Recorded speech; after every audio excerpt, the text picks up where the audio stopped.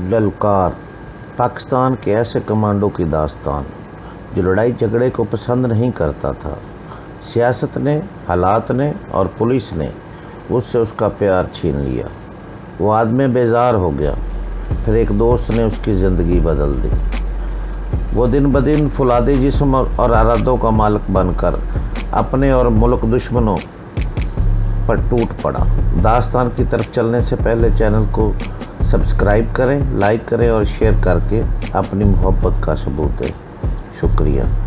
ललकार किस नंबर 115 क्या कहना चाहते हो तुम? जवान खाली खाली नज़रों से मेरी तरफ देखता रहा। उसका ज़हन जैसे किसी दूर दराज के सफ़र पर रवाना था। छोटी लालटेन की मध्यम रोशनी इस उजरा नुमा जगह को नीम रोशन कर रही थी। कुछ फासले पर फरोज और अहमद वगैरह बातों में मसरूफ़ थे। इनकी आवाज़ें इस शाख दर शाख सुरंग में हौले हौले गूंजती थी। इस सुरंग से बाहर धीरे धीरे शाम उतर रही थी और शाम की स्याही में थोड़ा थोड़ा हिस्सा सुरंग को भी मिलना शुरू हो गया था।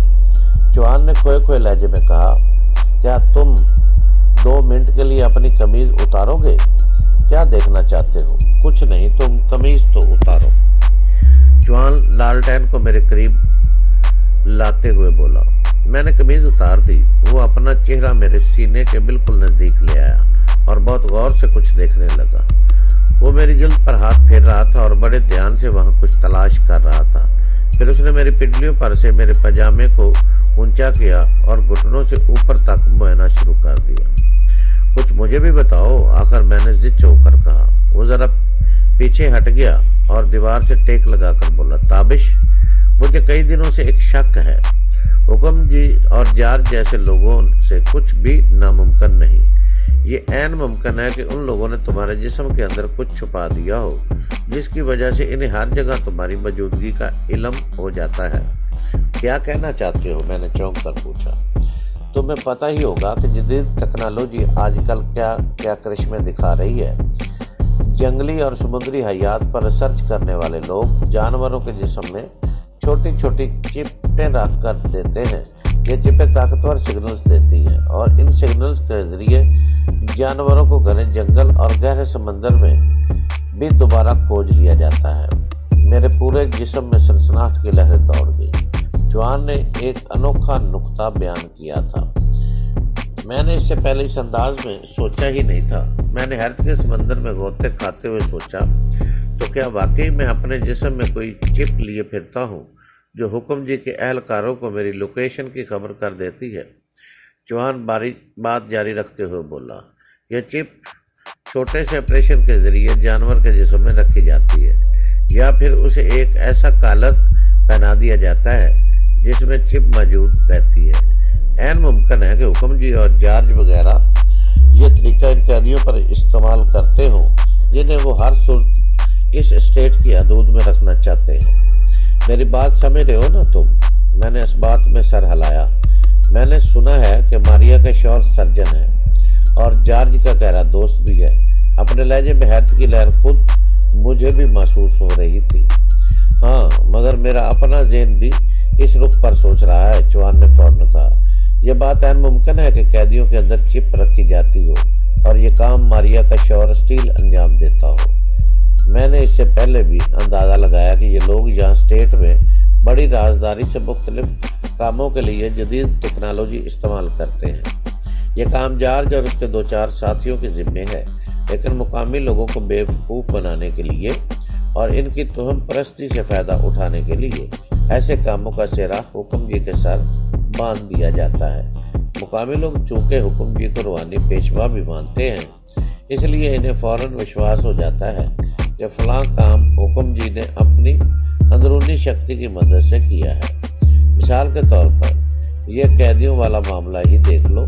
यहाँ के सादा लोग यही समझते हैं कि इन कैदियों को जादू के ज़रिए कील दिया गया है, वो यहाँ से नहीं निकल सकते।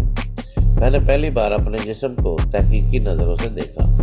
अगर वाकई मेरे अंदर कोई चिप वगैरह रखी गई थी तो फिर इसका कोई निशान होना चाहिए था, और अगर यह चिप गहराई में नहीं थी, बलाई हिस्से के नीचे थी, तो फिर टटोलने से उसे महसूस भी किया जा सकता था। मैं चक्कर में पड़ गया। जवान बोला, ایسا کرتے ہیں میں تھوڑی دیر کے لیے باہر چلا جاتا ہوں، وہاں موڑ پر کھڑا ہو کر میں یہ دھیان رکھوں گا کہ کوئی اس طرف نہ آنے پائے۔ تم اپنے سارے کپڑے اتار لو اور بڑے دھیان سے دیکھو کہ کہیں کوئی کٹ وغیرہ کا نشان تو نہیں ہے۔ میں نے اس بات میں سر ہلایا۔ جوان اٹھ کر باہر چلا گیا۔ میں نے خود کو بے لباس کیا اور جہاں جہاں تک میری نگاہ جاتی تھی خوب اچھی طرح اپنی جلد کا جائزہ لیا۔ جسم کو ٹٹول کر اور دبا کر بھی کسی چیز کی موجودگی کا اندازہ لگانے کی کوشش کی، لیکن کچھ حاصل نہیں ہوا۔ جسم پر جو چند ایک زخم مندمل ہو چکے تھے ان کے نیچے بھی کچھ چھپایا جا سکتا تھا، لیکن ایسا ہوتا تو پھر ٹٹولنے اور دبانے سے کچھ نہ کچھ محسوس ہونا لازمی تھا۔ تقریباً آدھ گھنٹے بعد جوان واپس آ گیا۔ اس والی نظروں سے میری طرف دیکھ رہا تھا۔ میں نے نفی میں سر ہلایا۔ کٹ کا نشان تو کہیں نہیں، نہ ہی کہیں کوئی سٹیچنگ وغیرہ ہے۔ میں نے پاجامہ پہن لیا تھا، لیکن بلائی جسم ابھی تک عریاں تھا۔ وہ باریک بینی سے ایک بار پھر میری کمر اور کندھوں وغیرہ کا معائنہ کرنے لگا۔ یہ بات بالکل سامنے کی تھی کہ اگر چوہان کی تھیوری درست ہے اور میرے جسم میں واقعی کوئی چیز رکھی گئی ہے تو پھر جسم پر سرجری کا نشان ہونا چاہیے تھا۔ 2-2.5 سال میں تو اس طرح کا نشان ختم نہیں ہو سکتا۔ شام سے ذرا پہلے جب میں چٹائی پر لیٹا تھا اور اس معاملے پر غور کر رہا تھا تو اچانک میرے ذہن میں ایک اور خیال آیا۔ جسم ایک جگہ ایسی بھی ہوتی ہے جہاں سرجری کے نشان چھپ سکتے ہیں۔ اگر سر میں کسی جگہ کٹ لگایا جائے یا سٹیچنگ کی جائے تو بعد ازاں بال سے مکمل طور پر ڈھانپ لیتے ہیں۔ یہ خیال آتے ہی میں نے اپنے سر کو ٹٹولنا شروع کر دیا۔ کیا بات ہے، سر درد کر رہا ہے؟ میرے قریب لیٹے ہوئے جوان نے پوچھا۔ نہیں، میں ایک شک نکالنا چاہتا ہوں، ذرا میرے ساتھ آؤ، میں نے اپنی جگہ سے اٹھتے ہوئے کہا۔ ہم دونوں پھر اسی حجرے کی طرف چل دیے۔ عجیب الخلقت بارندہ ایک طرف پڑا سو رہا تھا۔ ماریا سر گھٹنوں میں دیے بیٹھی تھی، اس کے پاؤں زنجیر میں لپٹے ہوئے تھے۔ ہم قریب سے گزرے تو اس نے کچھ کہنا چاہا، لیکن ہم انسنی کرتے ہوئے آگے بڑھ گئے۔ میں اپنے ساتھ ایک ٹارچ لے آیا تھا۔ حجرہ نما جگہ پہنچ کر میں نے ٹارچ چوہان کے ہاتھ میں تھمائی اور اسے کہا کہ میرے سر کا معائنہ کرے۔ چوہان نے ٹارچ کی تیز روشنی میں میرے سر کو دیکھنا شروع کیا۔ جب وہ گدی کی طرف آیا تو اس کی انگلیاں ایک دم ٹھٹک گئی۔ گدی پر نیچے کی طرف جہاں سے سر کے بال شروع ہوتے ہیں اسے کچھ نظر آیا۔ او گاڈ، اس نے سرسراتے ہوئے لہجے میں کہا، یہاں کچھ ہے۔ 1 2 3، ہاں 3 ٹانکے ہیں۔ اس نے سر کے پچھلے اس نرم جگہ کو چند بار زور سے دبایا اور پھر لرزتے ہوئے لہجے میں بولا، میرا خیال ہے تابش ہم نے ڈھونڈ لیا ہے۔ یہاں گوشت کے نیچے کچھ ہے، کیا تمہیں محسوس ہو رہا ہے؟ میں نے نفی میں سر ہلایا۔ اس نے میرا ہاتھ پکڑ کر گدی پر گوشت کے حصے پر رکھا اور میری انگلیوں کی پوروں کو کچھ محسوس کرانے کی کوشش کی۔ میں فوری طور پر تو کوئی اندازہ نہیں لگا سکا، لیکن اتنا احساس ضرور ہوا کہ یہاں کچھ ہے۔ ٹارچ کی روشنی میں 4-5 منٹ بغور معائنے کے بعد جوان نے حتمی لہجے میں کہا، ہمارا اندازہ درست نکلا، تابش یہاں کچھ نہ کچھ موجود ہے۔ یہ چیز تھوڑی سی گہرائی میں پلانٹ کی گئی ہے اور اس کی وجہ شاید یہ ہے۔ وہ کہتے کہتے خاموش ہو گیا۔ چپ کیوں ہو گئے؟ میں نے پوچھا۔ وہ بات مکمل کرتے ہوئے بولا، اس کی وجہ شاید یہ ہو کہ اسے آسانی سے نکالا نہ جا سکے۔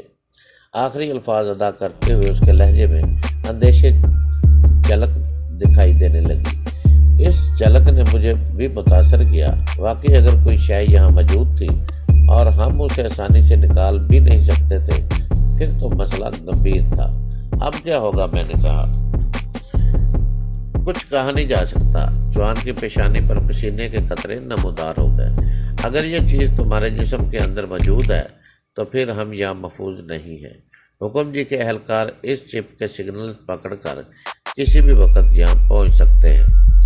ایک دم میرے ذہن میں ایک نیا خیال آیا۔ میں نے کہا، ایک بات غور کرنے کی ہے ڈاکٹر چوہان، میں اس سرنگ میں کئی راتیں گزار چکا ہوں اور اب تک کا یہ سارا وقت بخریت ہی گزرا ہے۔ کہیں ایسا تو نہیں کہ اس زمین دوز سرنگ میں میرا پتہ چلانا مشکل ہو؟ میرا مطلب ہے کہ اگر میرے جسم میں واقعی کوئی چپ موجود ہے تو پھر زیر زمین اس کے سگنل کمزور بھی تو پڑ سکتے ہیں یا ویسے ہی ختم ہو سکتے ہیں۔ جوان کی آنکھیں چمک اٹھی۔ وہ بولا، تم نے پتے کی بات کی ہے، یہ جگہ جہاں ہم بیٹھے ہیں زمین کی سطح سے کم از کم 100 فٹ نیچے ہے اور شاید یہی وجہ ہے کہ تمہارا کھوج نہیں لگایا جا سکا۔ اس نے ایک بار پھر ٹارچ پکڑی اور مزید توجہ کے ساتھ میری گردن کے پچھلے حصے کا معائنہ کرنے میں مصروف ہو گیا۔ 3-4 منٹ کے بعد اس کی لرزتی ہوئی آواز سنائی دی۔ 99% امکانات اس بات کا ہے کہ ہم معاملے کی تہہ تک پہنچ گئے ہیں۔ یہاں تمہارے اندر کوئی سگنل دینے والی ڈیوائس یہ ایک ہپ ہی ہے۔ کیا ہم کسی طرح اسے نکال سکتے ہیں؟ میں نے پوچھا۔ تمہارا یہ سوال غور طلب ہے۔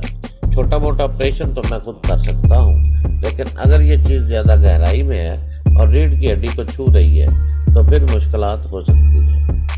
میرا تو خیال ہے کہ تم ابھی کوشش کرو، میں نے کہا۔ نہیں، اتنی جلدی نہیں، اور نہ ہی اتنی جلدی کی کوئی ضرورت ہے۔ یہ بات تو تقریباً کنفرم ہے کہ سرنگ میں تم محفوظ ہو۔ اگر ایسا نہ ہوتا تو حکم جی کے گارڈ بہت پہلے یہاں اللہ بول چکے ہوتے۔